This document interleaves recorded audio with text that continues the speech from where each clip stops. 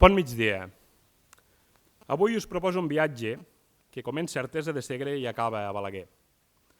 Més aviat és un viatge que pivota entre aquests dos llocs i que té la sardana com a punt en comú. Em situo. És diumenge de festa major i a la plaça ja se sent el so de la tenora. La padrina, mentrestant, prepara l'aperitiu pels convidats.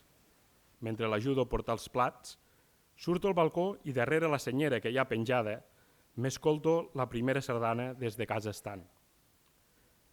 Quan sona la segona, ja han posat el vermut a taula i baixem tots dos a la plaça del Ball, al cor del casc antic.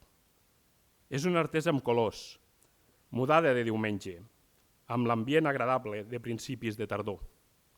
Mentrestant, la gent balla i la resta enraona amb la música de cobla de fons.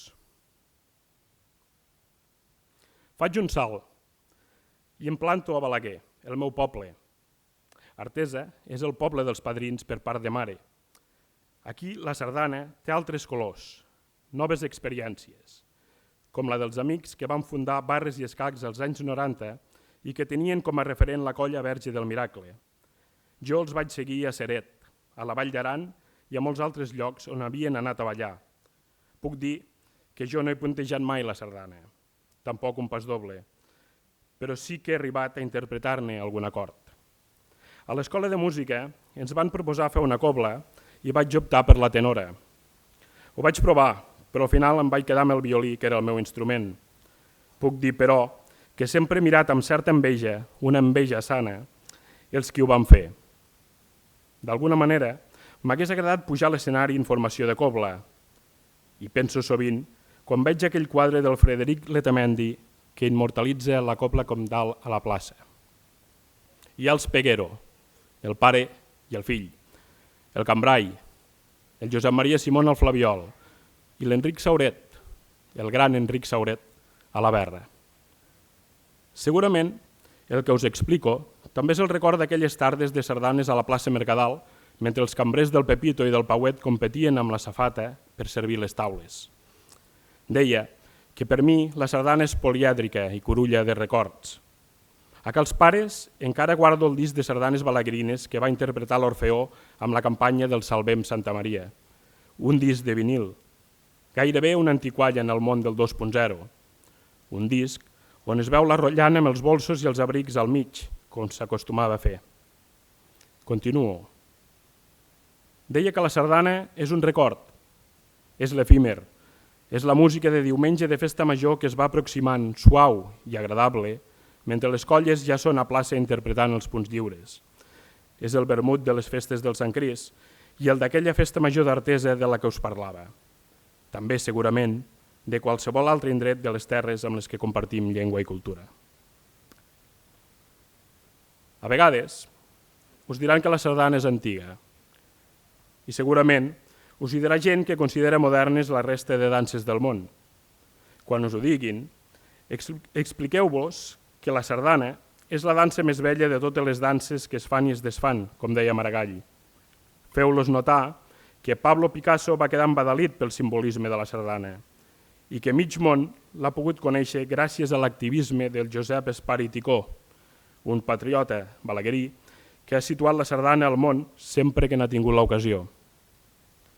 Per mi, la sardana també és el Santi Arisa i la sardanova, el so de l'elèctrica d'Arma i el seu compromís amb la tradició musical, el mestissatge que veurem durant aquest any, la gent de la Jovenívola d'Agramunt amb qui compartien campaments a bon repòs a l'etapa de l'Escola de Música de Balaguer. I torno. Cadascú té una vivència personal de la sardana. La meva ja us l'he explicat. Són els records de festa major, les tardes de joventut, la tenora que no vaig arribar a tocar i l'olor de l'aperitiu que preparava la padrina d'Artesa.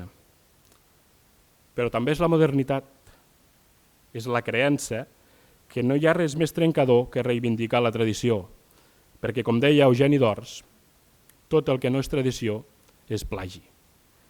I acabo.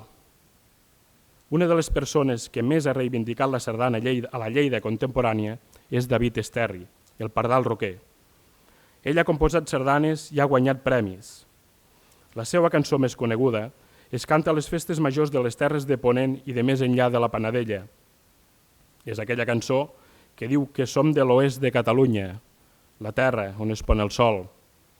Un oest que també és el ponent que va verbalitzar Josep Vallverdú i que ara pren el relleu de Sant Feliu de Guíxols com a capital de la Sardana.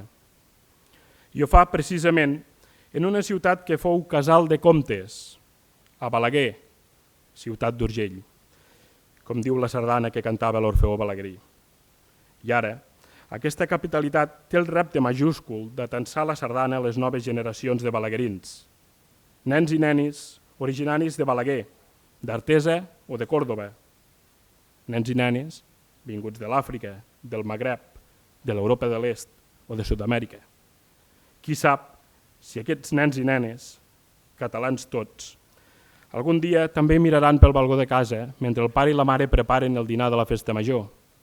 Potser, com jo, escoltaran el so de la tenora i esperaran ansioses el moment que comenci a sonar. I qui sap també si algun dia explicaran als seus fills aquest record que transmetran de generació en generació com s'ha transmès la sardana. Si és així, ja haurà valgut la pena. Res més. Moltes gràcies, Sant Feliu, per servar la flama i sort i encerts a Balaguer en la seva capitalitat. Visca la sardana, visca les terres d'Urgell i visca els països catalans. Moltes gràcies.